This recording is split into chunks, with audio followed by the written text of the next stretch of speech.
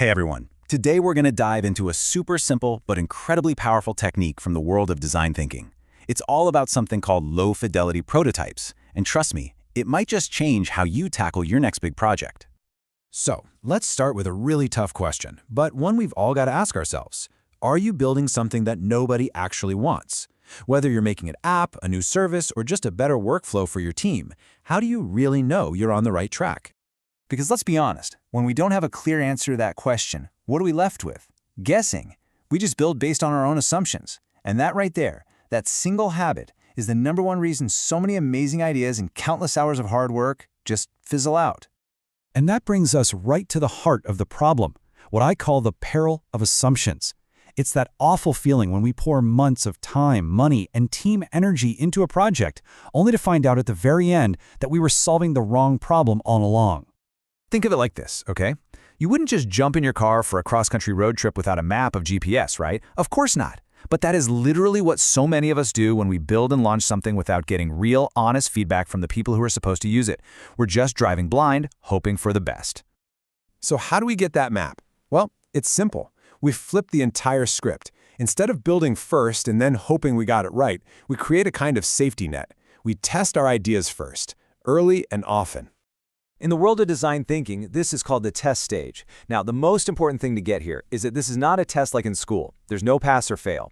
The whole point is just to learn. You put a version of your idea in front of real people and you watch, you listen, and you figure out how to make it way better before you're too far down the road. And this, right here, is the ultimate prize. When we test our ideas this way, we stop building what we think people want, and we start building what we know they actually need. You end up with something that is genuinely, truly user-centered. Now I know what you might be thinking. Okay, this sounds great, but doesn't creating a prototype to test take a whole lot of time and money? And the answer is, not at all. Let me introduce you to your new secret weapon for fast, cheap, and incredibly smart testing, the low-fidelity prototype. This might sound almost ridiculously simple, but that's its superpower. We are talking about things made with paper and sticky notes, cardboard boxes, maybe some really basic digital sketches. It's anything that can show your core idea quickly and cheaply without getting lost in all the tiny details. And what's cool is how these advantages all work together. Because it's so fast to make, you can be super flexible. And because it looks rough and unfinished, people give you brutally honest feedback. They're not worried about hurting your feelings over a cardboard box. This automatically makes everyone focus on the pure function. Does this idea work? And it makes it so easy for the whole team to jump in, grab a marker, and help make it better. All right, let's make this really concrete with an example.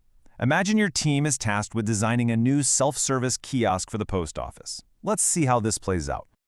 So you've got two paths, the slow, expensive way of spending months and a ton of money engineering a beautiful, shiny machine, only to find out after launch that the touchscreen is totally confusing. Or there's the fast, smart way. You spend one afternoon building a kiosk out of a cardboard box with paper screens, and you discover that exact same confusion in a few hours. You can then fix it on the spot before a single dollar is spent on development. The difference is absolutely staggering.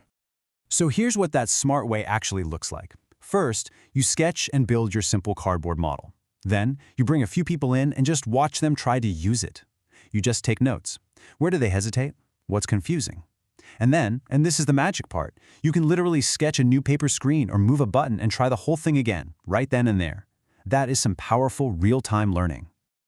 Okay, so as we start to wrap this up, what is the single most important idea to take away from all of this?